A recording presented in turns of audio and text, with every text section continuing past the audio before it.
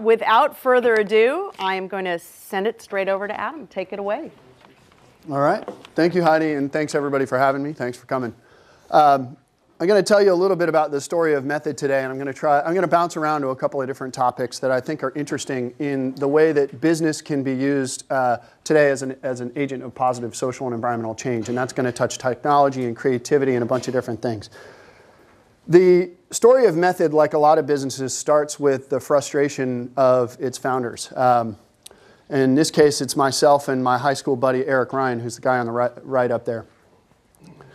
I was, before I started Method about 10 years ago with Eric, I was a climate scientist. I actually worked about a 7-iron from here at the Carnegie Institution over on Panama, just on the other side of the parking structure out here.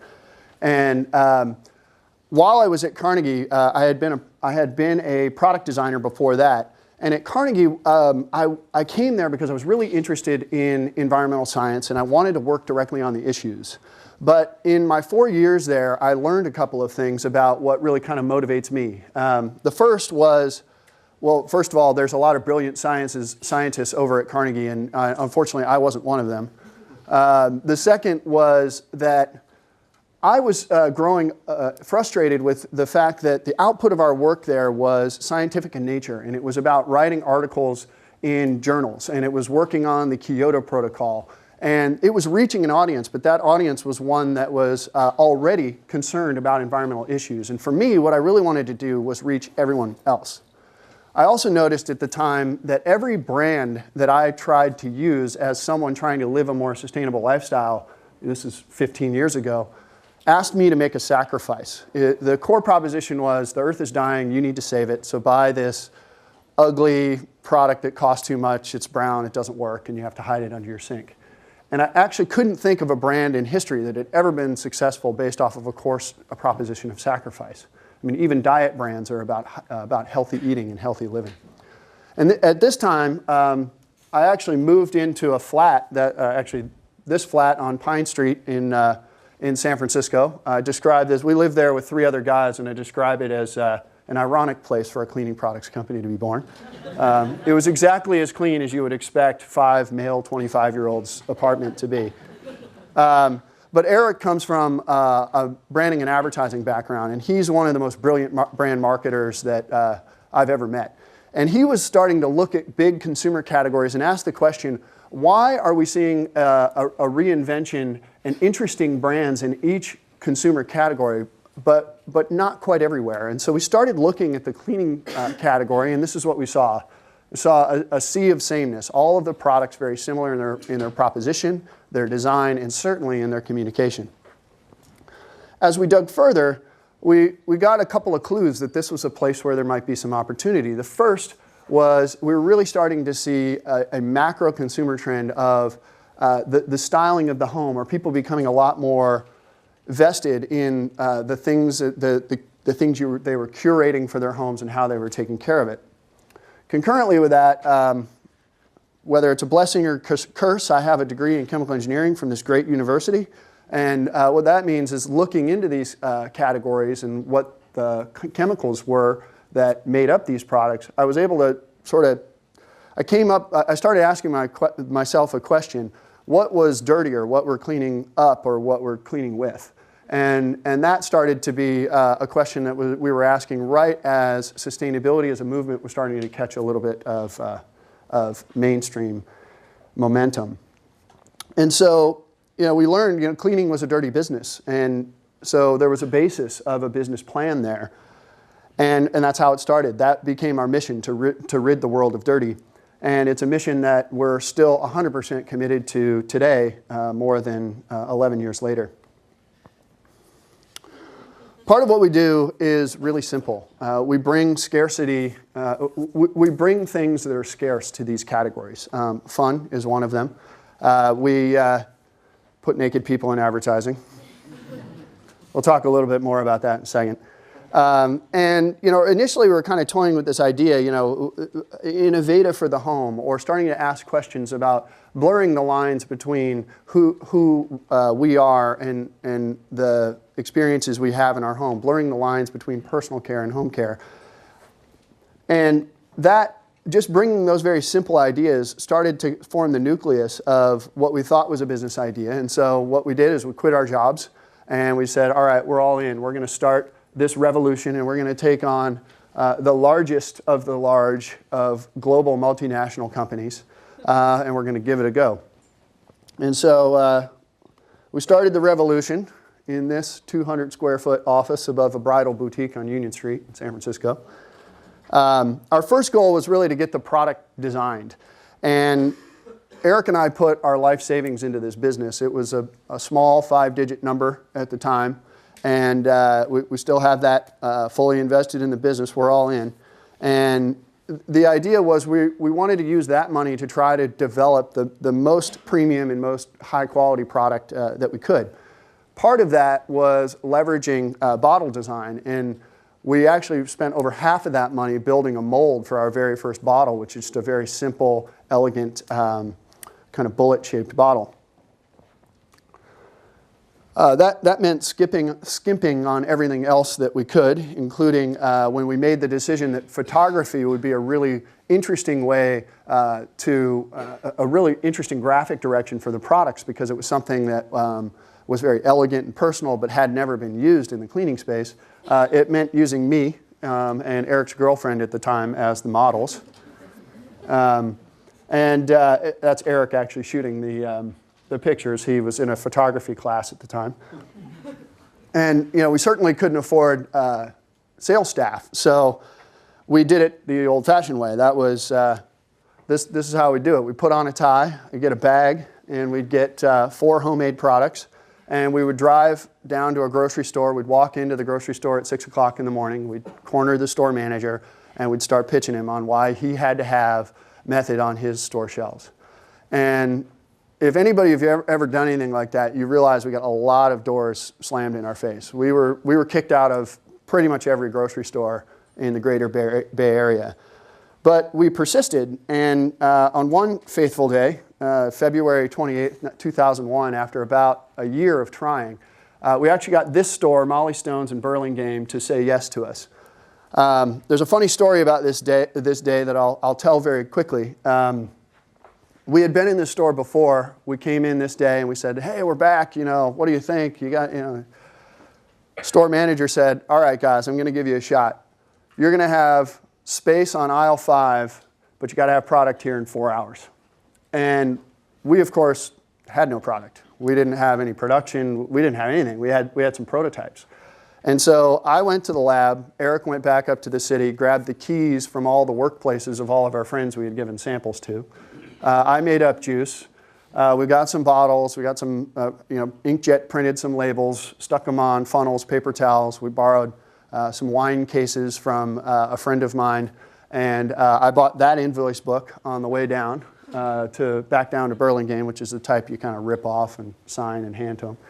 And that's how we filled our first shelf. $68 was our first revenue, and that's a picture of the shelf. If you look closely, you can actually see Eric's girlfriend on the right 2-hand SKUs, and that's me on the left 2-hand SKUs. We went to Home Depot and we bought like sinks and stuff like that. And of course, we didn't have any money. So as soon as we were done with the photo shoot, we went back to Home Depot and returned them. And so we built the business from that one store to about 20 stores over the course of the next year. And our routine was to get up every morning, put product in the back of my parents' truck that they let us borrow, and drive around to stores and fulfill the shelves, count bottles, see what we had sold, try to fix the facings and maximize the merchandising as much as we could. And what we did after a little while is we managed to somehow get some syndicated data about how cleaning products sold in typical grocery stores. And we put 2 and 2 together and realized actually we were doing pretty well. And that was the point at which we realized we really had the potential for a business here. And so with our fledgling business starting to get off the ground, of course, we were out of money and we needed some investment. That was a little bit harder than it looked. There's Eric in the wine aisle doing demos for cleaning products and getting people to like, hey, will you smell this cleaning product? he had friends from his ad days kind of coming by and saying, Eric, man, you need some money? Like, what happened? I thought you had a job. One of the ways that we thought that we could really prove the business case for this is to get into Target, and that would help us gain investment and really scale the business. Because of the design sensibility and the sustainability of our brand, we thought, hey, this is going to be perfect for Target. We're going to go in there, they're going to love this brand, and it's going to be all good. That wasn't exactly how it went when we first went to Minneapolis. This is an exact quote from the buyer at the time who didn't like the name, he didn't like us, he didn't like anything about it.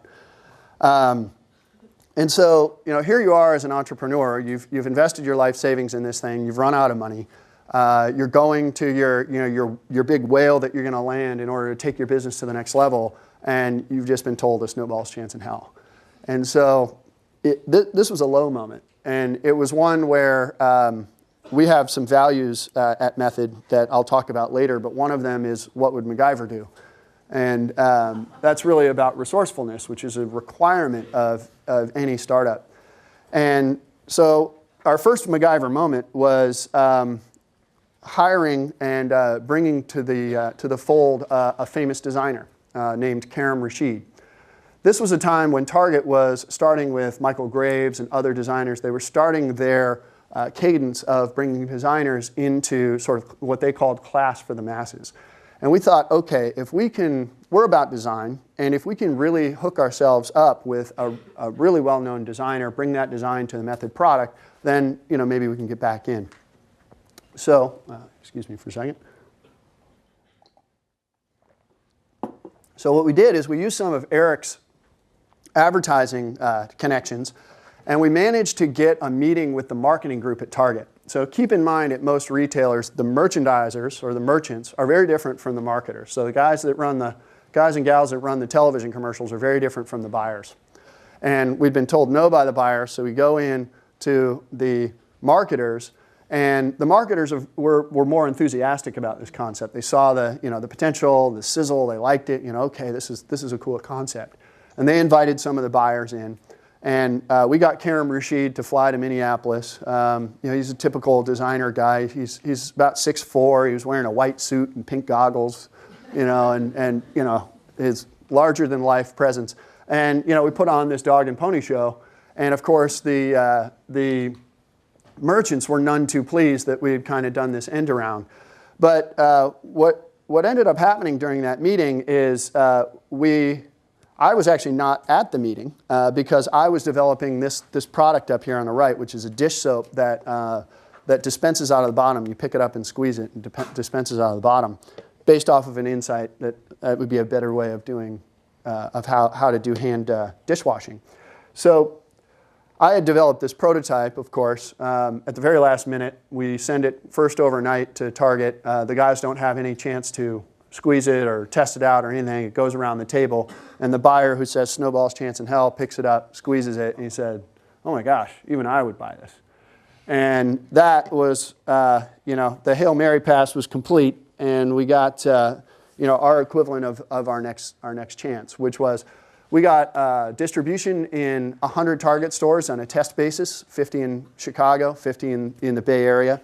And I'll tell another quick story. In our infinite wisdom as merchandisers, we put our innovative Karim Rashid product up on the very top shelf, not realizing that what would happen is people would look at this thing, very puzzled as to what it was, wanting to smell the fragrance. They would rip the bottom off of it, smell the fragrance, put it back on, and dish soap would start to drip down the entire display.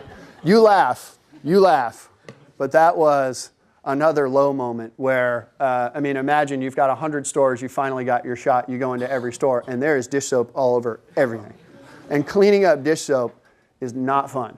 And so I hired all of my unemployed friends, which were many, and we literally got into every one of those 100 stores every 2 days for 3 months with wipes and paper towel and clean stuff up.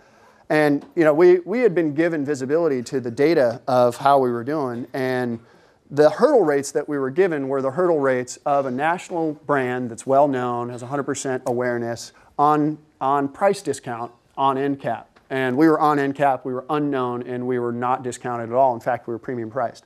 So we weren't hitting those hurdles. So we go back in for our meeting to say, all right, this is where we're going to learn whether or not we're going national or not. We didn't have very high expectations, but fortunately, one buyer started to look at the data and realize that actually they weren't selling any less Dawn. They weren't selling any less 409 or Windex, because when they were selling Method, we were actually incremental to the category, and we were much more profitable for them than a lot of the other commodity brands that they carried in the space. And much to our surprise, we were actually given national distribution. And that was a real big turning point for the business. It was one where we started to be able to really scale. I am going to skip a bunch of chapters here, but it was the beginning of a very successful model. And I don't want to belittle an incredible amount of work as well as an incredible amount of ups and downs that have happened between that, which was in 2003, and today. But the model's working. In 2006, we were the 7th fastest growing privately held company in America, number 7 on the Inc. 500. In 08, we were the number 16 on the Fast 50, 16th most innovative company in the world. And more importantly than any of that, we've grown the business to $100 million in size. And most importantly, we're the fastest growing on the top line and the bottom line business in our space, despite direct competitive attack and the worst recession that any of us have seen in our lifetimes. And so, there's still a lot of work to do, but what's happened over the years is we've started to talk. Method has kind of become a verb inside of our own four walls, and we talk about using our methodology or methodizing something, because really what we do, design, sustainability, building performance into these products, each of those elements are things that other people can try to do. And so the secret to our success is more about how we do it than actually what it is that we do. And what we do and how we do it allows us to actually use business to create positive social and environmental change in the world. It's something that has now become known as, we call it the Method Method. We actually just recently published a book in September, this book under that title, which is really, it's a book about our business model. And our theory is basically to share as open source our business model, because we do some things well, we do a lot of things not so well. But since our business success is based around how we do it, the more that people interact with it, the more we learn, the more I think that we can stay ahead. And so I think you'll find that, those of you who choose to read it, as incredibly transparent and open about how it is that we do things. So that, the method has a number of components to it. In the book, there's 7. I'm going to focus on 3 of them that I think are particularly important. Innovation and the role of innovation in creating positive change in the world. The power of storytelling to augment that. And lastly, creating a culture and a methodology within a business that allows it to continually evolve over time and maintain its competitive advantages.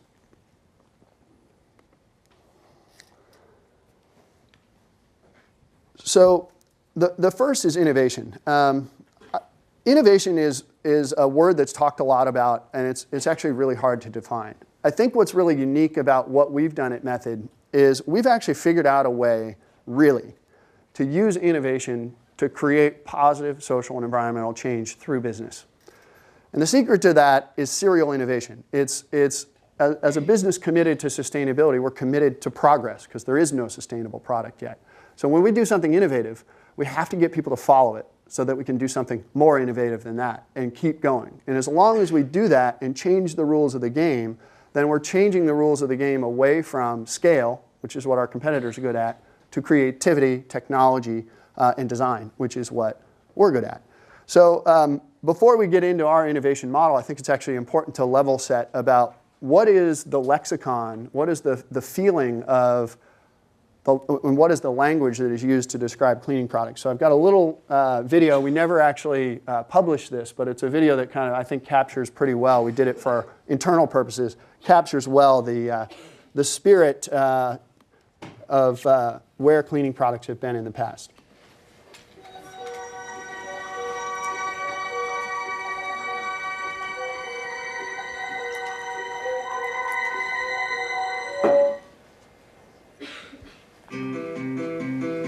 What happened to clean? We used to know what clean was. Water, soap, a little elbow grease. We cleaned the kitchen with the same products that cleaned our hands. Clean was familiar. Clean was something we could trust. Clean was simple. Then somewhere along the way, clean got complicated. It became more and more powerful. But in the process, clean got dirty. Just smell the Ajax ammonia. Super strong.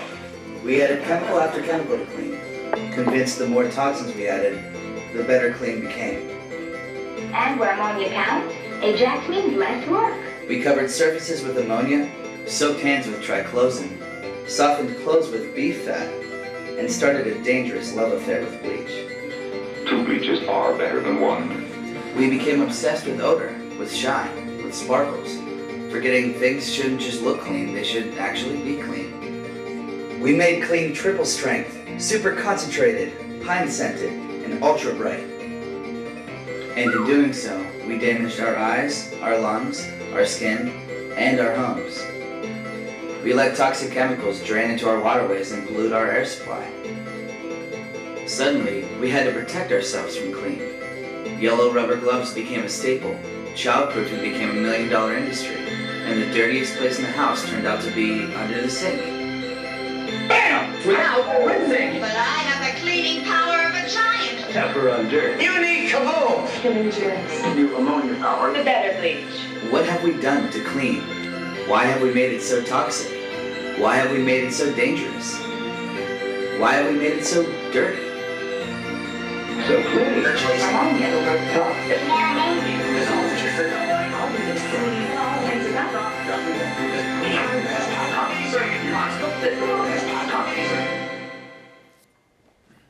It's time to make clean clean again. Clean doesn't have to sacrifice power for safety.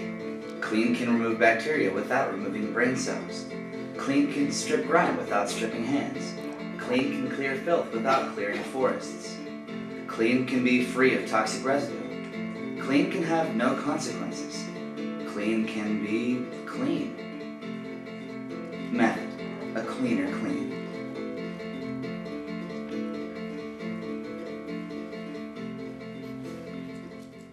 So like I said, we never actually ran any campaign of that sort, but I think it has a useful sort of orientation about the language of the category.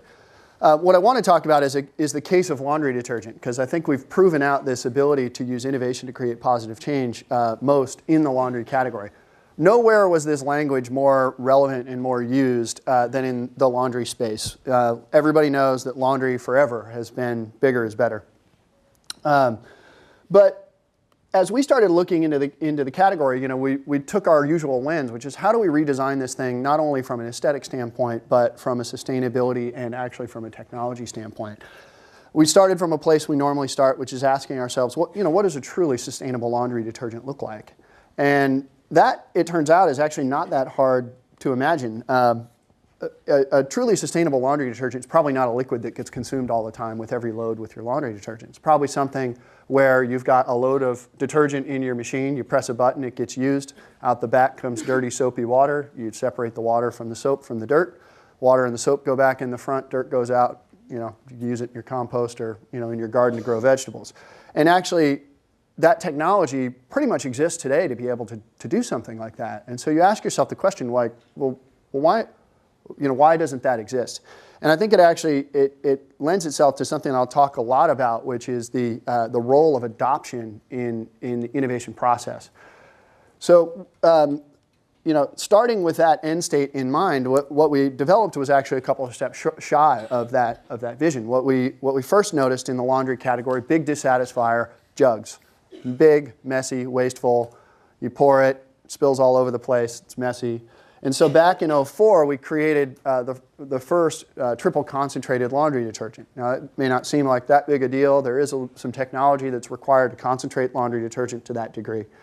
And what we did is we took that to our retailers, and we were able to do some pretty interesting things. We actually displaced Tide out of the lead-in the laundry aisle at Target. This was if there's ever a first shot triggered in the laundry revolution, this is the one. Where we were able to move over the largest and most well-known consumer brand on the planet and get that prime space. And we're able to do that because we're using a third as much shelf space and creating a lot more profit in the category per bottle purchased than the commodity brands that had been there. So we're serving a role for our customers. This started to catch on. We launched it nationally.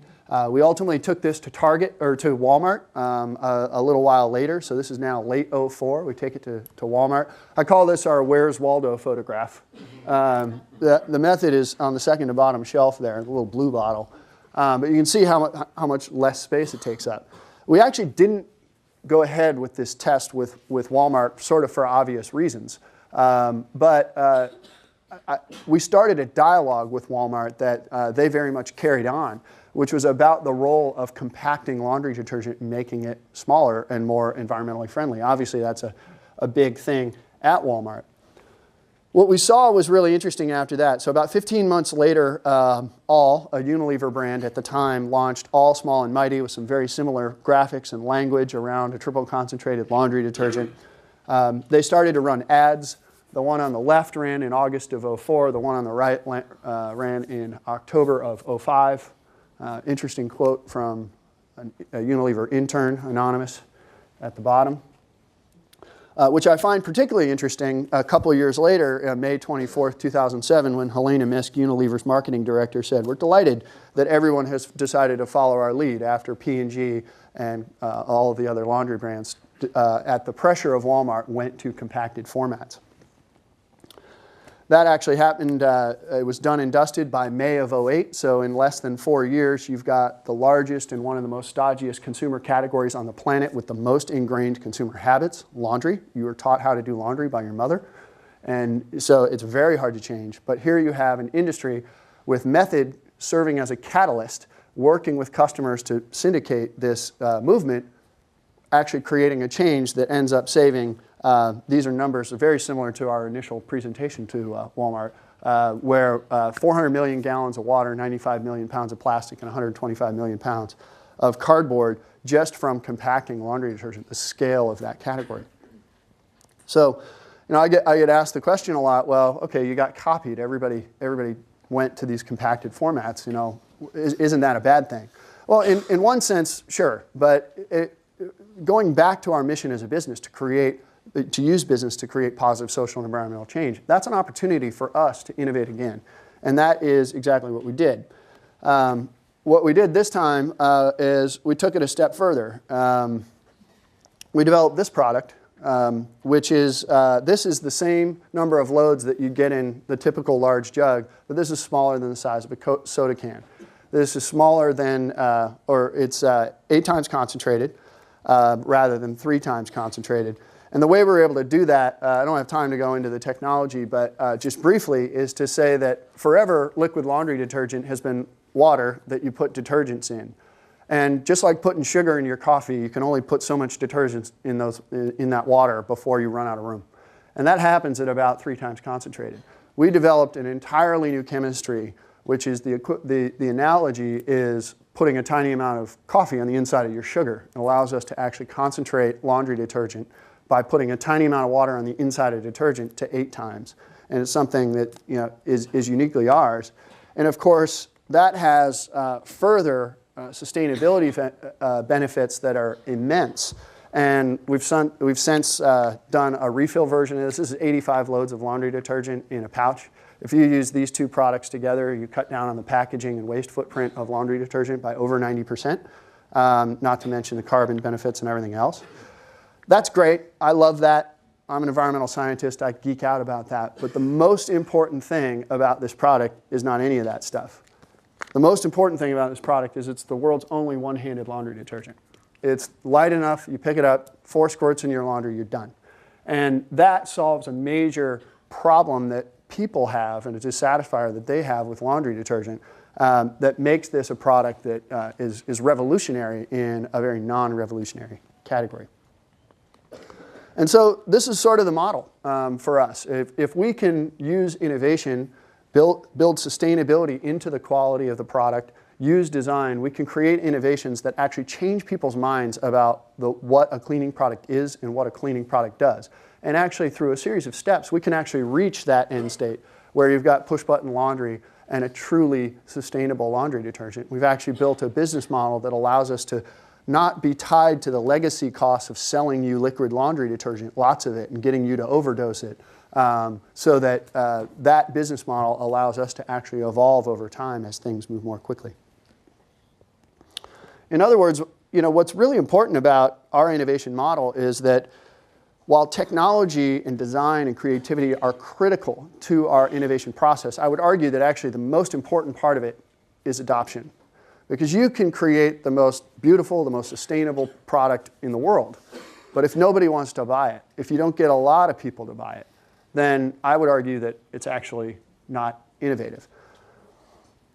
I'll give you another quick example. We get, so this is an all-purpose cleaner that we make, and I get the question a lot, why don't you guys just install a machine in stores where I can take this back in and scan the barcode and it fills it back up? And it's a good idea. It actually would be a more sustainable format than selling you another one of these, or even a refill for one of these, which we do sell. But what's interesting is that this has actually been tried. And aside from some of the hurdles of getting a retailer to install plumbing and electricity and all of that to the aisle, here's another example actually from the UK, where you can just kind of go and put your fabric softener in there and do it. These formats have been tried over and over again, but they've never really caught on, because while they are interesting and actually you could argue are more sustainable formats of product, they make it less convenient to actually do the sustainability thing, not more convenient. So how many times have you forgot this on the back of your car and the back of your bike when you go to the grocery store?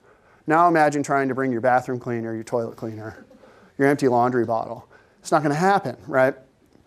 There have been other formats that have been tried where, like this one, where you have a little teeny bottle of concentrated that you put in there, and then the consumer fills up the water and you kind of shake it up and you do that thing. But same thing, you're actually making it harder on the consumer to actually adopt that habit.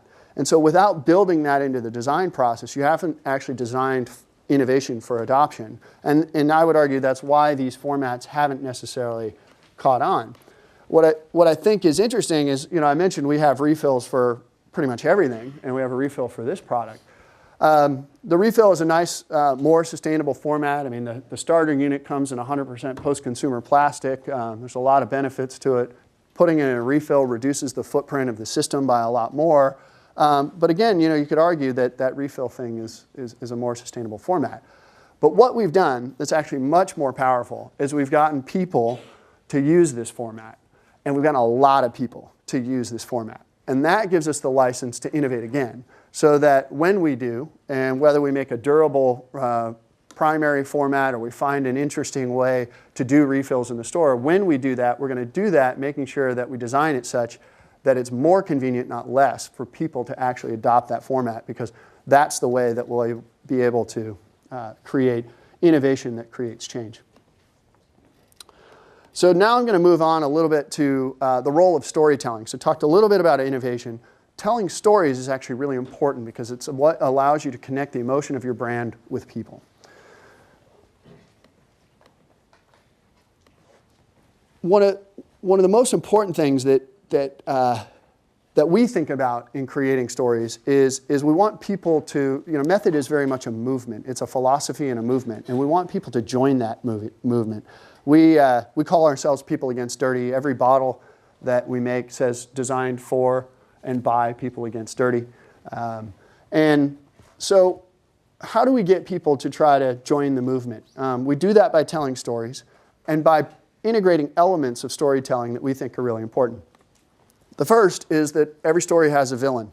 I talked about the laundry jug. I call it the SUV of the consumer products industry. It's heavy, it's wasteful, but it's supremely profitable for its makers.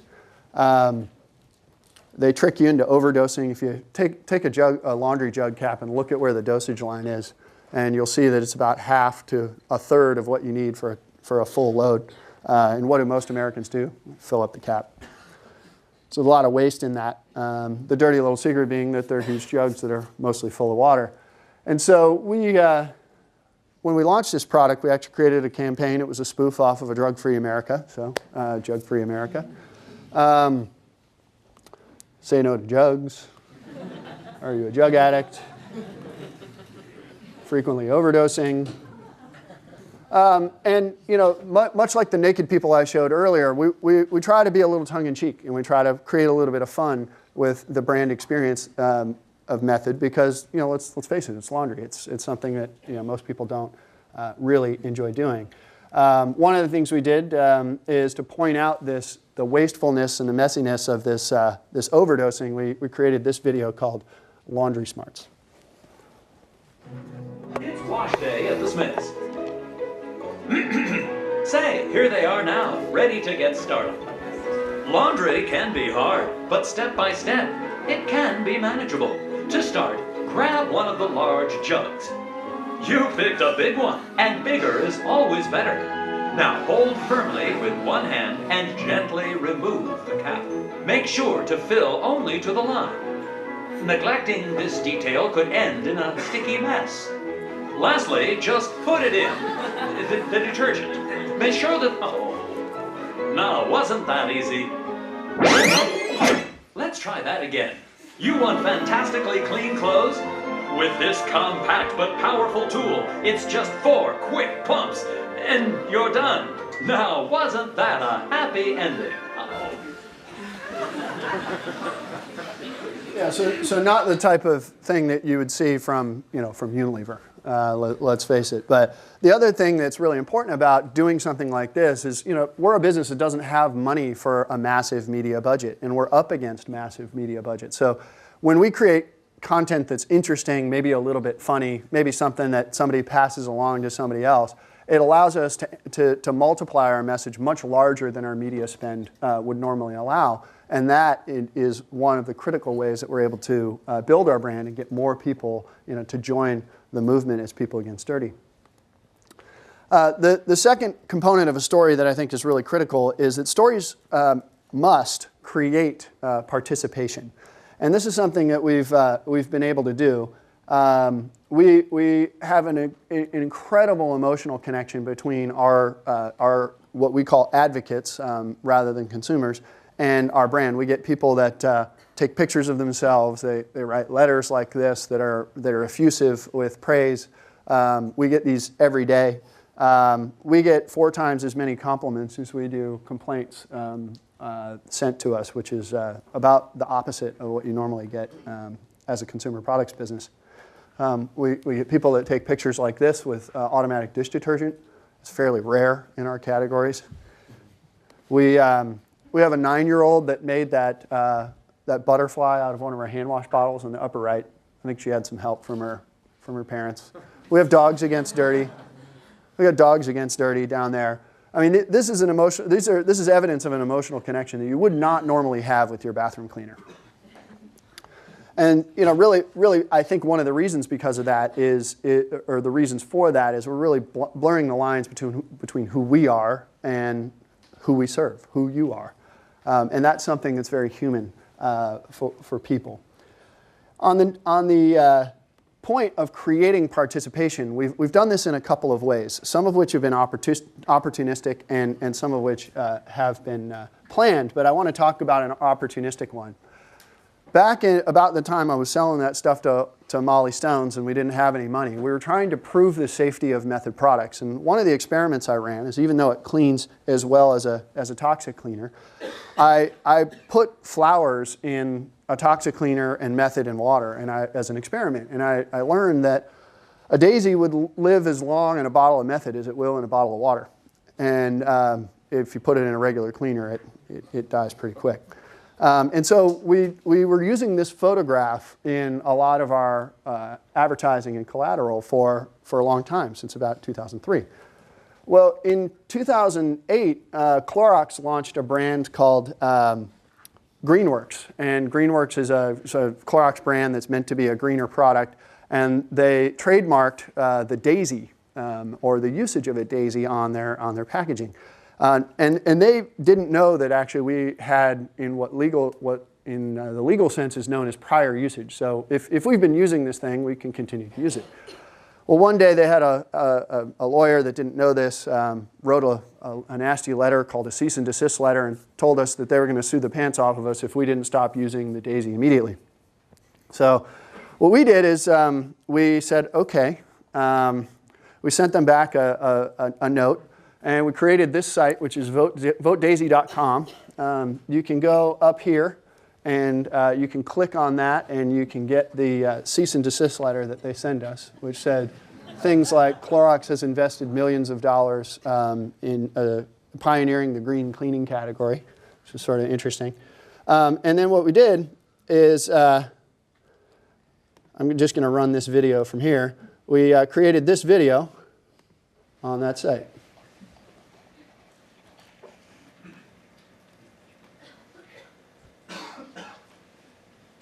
Hey guys, it's Eric. And Adam. Hey guys, it's Eric. And Adam. We're Method's founders and People Against Dirty. We're here today in San Francisco with our friends, the Daisies. This Earth Day, we need your help to save the daisy. That's right, that iconic symbol of purity, innocence, and peace. Sadly, a major corporation is claiming that they own the rights to it. Oh, the daisy? That's ridiculous. Did they invent the daisy? Did they design the daisy? It's like trying to own the rights to the cucumber, the question mark. No, seriously. They sent us this cease and desist letter saying that they own the daisy and that we have to stop using it. So essentially saying, don't touch the daisies. Even though we started using the image of a daisy about 6 years ago just to show how safe our products were because we don't test on animals. So we just figured we'd test on our little flower friends instead. And we never tried to own it. No, because it belongs to Mother Earth. And since daisies can't talk, yet, we asked one of our scientists, and Fred said, well, the results are in, and while a daisy will last 3 days in Method All-Surface Cleaner, nothing takes care of daisies better than Mother Nature. So, since we don't have a lot of money for lawyers or parking spots, we just figured we'd ask you, the public, to decide who should the daisies belong to. Method, Clorox, or Mother Earth? And while we'd be honored if you voted for Method, we urge you to vote your conscience. We believe flowers belong to the planet and not corporations.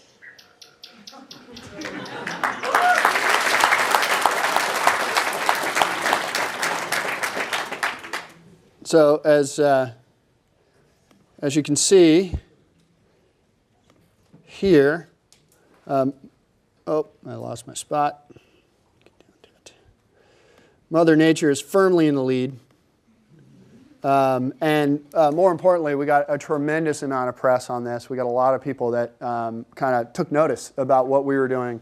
And actually, to this day, if you type in Clorox and Daisy, you'll see about 10 pages of people going off on those guys. And talking about us as more importantly as you know, somebody who's authentically trying to do something real. So another element of storytelling, you got to be willing to offend. Stories that aren't willing to do something interesting or willing to offend just aren't interesting, and they don't get passed along. I mentioned the naked people in the advertiser. This was the first print ad that we ran. We actually cut it off at the cactus, so it was even a little bit more discreet than that picture up there. And you would not believe the amount of people that sort of came out of the woodwork and were outraged that, that we were suggesting that they get naked to clean. They clearly missed the metaphor, but nonetheless. Another example is that jug ad where we had the jug and our laundry detergent in front of it. There was a line in there that said something like, it's so frickin' concentrated that you can XYZ, right? And it was talking about the concentration. I had no idea that putting frickin' in a print ad would also create a massive uproar.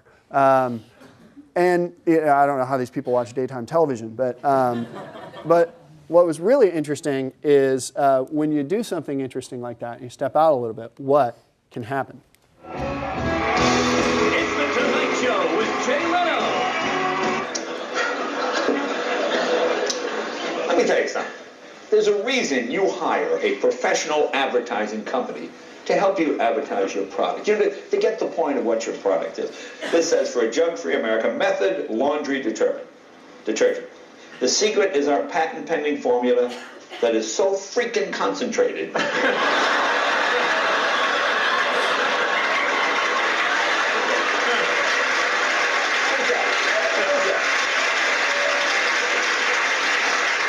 This is so freaking concentrated. What, is John Melendez writing copy for this company?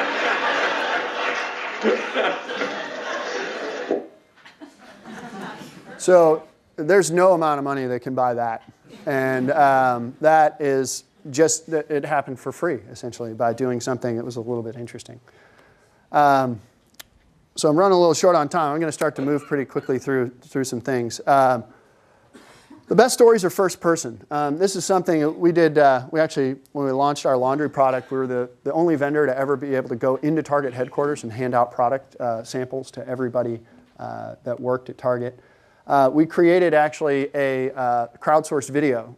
So we did a video where we asked all of our advocates to send in video of themselves. We stitched it all together into a video that we then actually ran and got a great amount of pass-along value for that. I'll show you just maybe a little bit of this. So this was all done by advocates. There were no actors, anything in this. We didn't realize that we had arrived at high tide, where we made it out alive.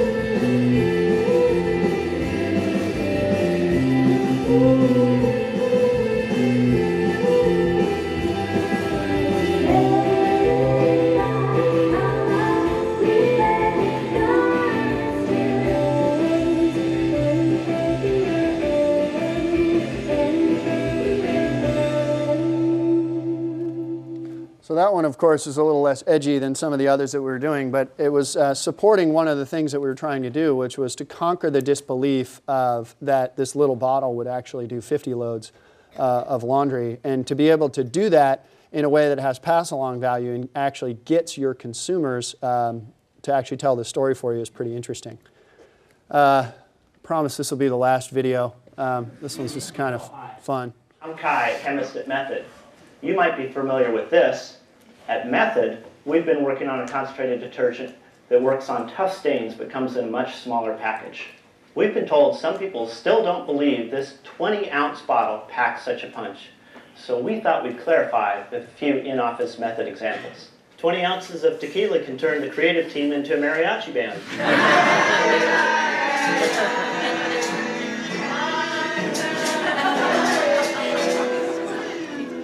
20 ounces of hair gel can convince our entire office that Doug, our packaging engineer, belongs on the Jersey Shore.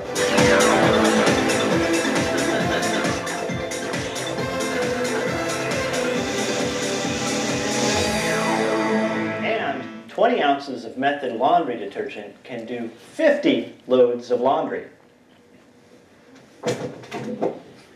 Convinced? So that was very much around the same thing, trying to overcome disbelief that the concentration would really work. And Kai is really the chemist that actually developed that product, and Doug is really a packaging engineer, and he was fist bumping, our CEO. So, the last thing about storytelling I'll talk about is that every good story has subplots, and for ours it's sustainability. I always say I recently did an interview with a green business publication, and the interviewer asked me, he said, "Adam, don't you find it ironic that Method has become an icon of green marketing by expressly not doing it?" And I found that as a really interesting question, and it hits on one of the really the big differences between our brand and a lot of other brands that make green cleaners, which is our brand is not about a white bottle and a picture of the leaf and planet on it, as you guys have just seen. But for us, we're very much a dark green business at the core. It's in fact what I do for the business, and it's things that we give access to people to examine. We give people access to look at it. One of the things we've done is we actually now deliver about 70% of all of our volume nationwide using a fleet of 15 trucks that run on waste vegetable oil biodiesel. It started with 1 truck 2 years ago, and it's grown now to 15, and as I said, most of our volume. Something you wouldn't necessarily know when you saw it at the shelf. We're doing some really interesting things, like we've got facilities that use no water and recycle all their water. MacGyver moments like putting solar panels on the side of trucks in order to run lift trucks in our factories. The upper left is actually a silo that we installed to house the plastic that we make all this stuff from, which is 100% post-consumer. We're the only people in the world that are making all of this custom packaging out of 100% PCR, which lowers the carbon footprint of our packaging by 85%. We're a certified B Corporation. For those of you who don't know about that, it's a independent, audited, real-time sustainability reporting online, and we actually change our articles of incorporation to expand fiduciary duty to include the interests of society and the environment, not just social. And this is something that has allowed us, as I've shown before, to earn a lot of media rather than pay for a lot of media. And more importantly than that, it's actually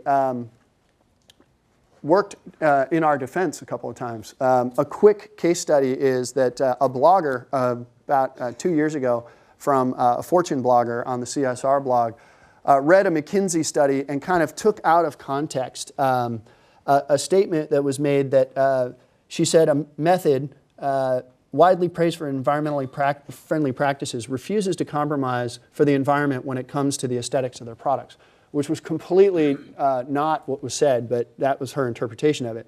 What was really interesting is 2 other bloggers that actually blogged for that same blog for Fortune immediately came to our defense and said the article glosses over 2 big questions and simultaneously maligns one of the most innovative companies in the sustainable business space, Method. And another fellow Forbes blogger, Avril David, recently critiqued hip detergent manufacturer Method for refusing to reduce plastic content of its containers, but the article misses the point. So here's an example where we actually didn't do anything, but just by being transparent, we had 2 bloggers in the same space who actually knew more about our brand come to our defense. And that's the type of self-reinforcement that making that subplot transparent to your consumers can create for your brand. The last element of the method, so to speak, that I want to talk about is culture. And culture is something that can be a lecture in and of itself. For us, we think of culture as something that is our #1 sustainable advantage. Because if we don't have a culture that can continually innovate and continually reinvent what we're doing, then we can't stay ahead of our much larger and more well-resourced competitors. We have an open space, as you might imagine. We have these things that we call wiki walls, which is if you go to Method's offices in San Francisco, you'll see everything is put up on the walls, which is actually a really intimidating thing if you're a product designer or you're a graphic designer putting unfinished work on the walls. And we have to train and hire the right types of designers that can deal with that. And then we also have to train our people to be able to work and collaborate and say yes and rather than yes but and build on work that's up on those walls. But it does foster an idea flow that's really exceptional. We curate a lot of things that we think are cool from all around the world. This is Sarah. She's, if you email or call Method, you will get your email or call answered by a real person. And Sarah is one of those people. She often just sits in a beanbag chair next to our product development floor to be able to fire across questions that she may have about things. Every Monday morning we get together and we talk about the news of the business. We talk about everything from birthdays to strategy. We prototype everything. We have the ability to prototype photography, shelf sets. We have a lab, obviously, that we can do prototyping in. This is actually fairly unusual to have a lab in downtown San Francisco. we can, because the products that we make out of it are not going to explode. We do 3D printing. We can do rapid prototyping of molds so that we can do product realization. And all of these things reinforce our ability to move very quickly and design very quickly. We do things like, we very much design for ourselves. So the first thing we do is design something, put it on the sink in the office, and say, hey, tell Josh, do you like it or not? And this idea of prototyping is something that we even take all the way to our hiring practices. So anybody who looks for a job at Method, if you get far enough in the process, you'll be asked to do a homework assignment. And that assignment will always have 3 questions. There'll be a strategic question about the job that you're interviewing for. There'll be a tactical question. And the third question is always simply, how would you keep Method weird? Keeping Method weird is one of our 5 values. I mentioned MacGyver. There are a few others.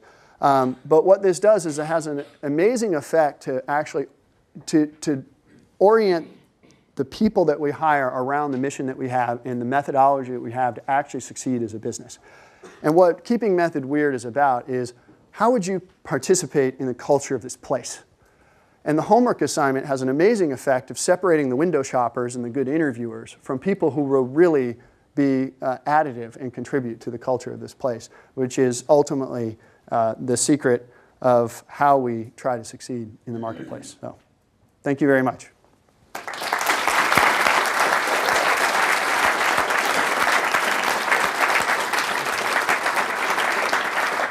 I think we have time for a few questions. Sorry, not more, but let's get after it.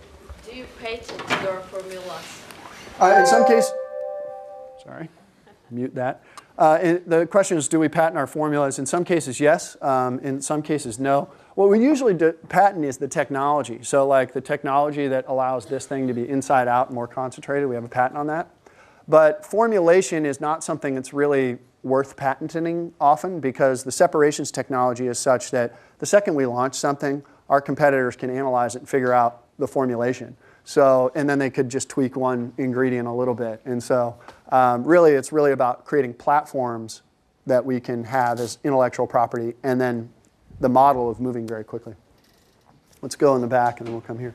Before you had time to make a brand, like in the very beginning, how did Method stand out against all others soap that was being sold, like after distributed? Yeah, it's I showed the picture of that initial shelf set, and things like having a very clean aesthetic, having simplicity. I mean, the Method brand name was born out of this idea of simplicity, and using things like photography, which brought a very different feel and a premium feel to a product. In the early days were enough, and we'd surround it with shelf talkers and things like that, but all we needed to do is get somebody to say, I'll give that a try. And where we started, Molly Stone's is a premium grocery retailer, and so a greater disposition toward people that would be willing to try that. Just get a couple of people to try it, and then deliver on the product experience. And while our brand is a little bit premium, 10, 15, 20%, the value is really there. When you use a Method product, hopefully some of you do, you really see that it's a modest premium, and what you get for it is really worth it. And from there you build it as fast as you can. So let's go here. Yeah, you just talked about engaging the consumer, and besides the crowdsourcing video that you did, especially when you were beginning and creating this really engaged audience, what are some other tricks that you used or things that you did, or did it just come naturally? Yeah. I mean, I think one of the most important things when you're starting a business is to realize that, like for us, our customers are different from our consumers. Our customers are Target, Molly Stone's, and Lowe's, and Whole Foods. Our consumers are you guys, right? And it's really easy to lose track of the fact that the people that matter are us, not our customers, even though we can't do it without our customers. And so for us, things like, in the beginning, we had the phone number on the back of the bottle would ring on my cell phone or Eric's cell phone. And we would literally answer every call, and it'd be like, hey, I tried your stuff and I didn't like this or whatever. And you get, even that, I mean, it seems really simple, but people don't do stuff like that. That type of thing is incredibly important. And if you just treat people like people, at least in our industry, that was something that was, not done. And those little things, I mean, just by doing that, you learn and you can build from those things, try other things. You can do stuff in store, like, where the founder's sitting in a lab coat, It just kind of depends on what you're doing, but it can be done. So let's go here. Probably one more. What are your plans concerning international markets? Are there huge differences between the local markets concerning clean products? Yeah, internationally, we're actually having some great success. We had initially started in the UK, so we have an office in London with 6 people in it, and we actually are the largest green hard surface cleaning brand in the UK right now. And we started with Anglo markets, but now we're starting to go into France and Belgium. We started in Australia. We're now starting to go into parts of Southeast Asia. And what we're finding is that while the cultures are very different, the role of a better cleaning product for the subsegment of consumers that are willing to pay a premium for a higher quality product and for customers who want to break the commodity cycle seems to be relatively universal. And so really the biggest barrier for us is just being smart about how we enter into each and every one of those unique cultures and places. But we're doing it, and we've got a nice international business that's actually growing really quickly. Oh, maybe last question. All right, last question. Okay. So was it your office who sent Leno that freaking ad? No, we had nothing to do with it. We actually had nothing to do with it. That was a consumer that saw it, and they send their things into Leno. That was the beauty of doing something like that. Well, then on behalf of DFJ, STVP, and Basis, all right, thank you for coming. Cool. Thank you for your talk. Thank you very much. Appreciate it.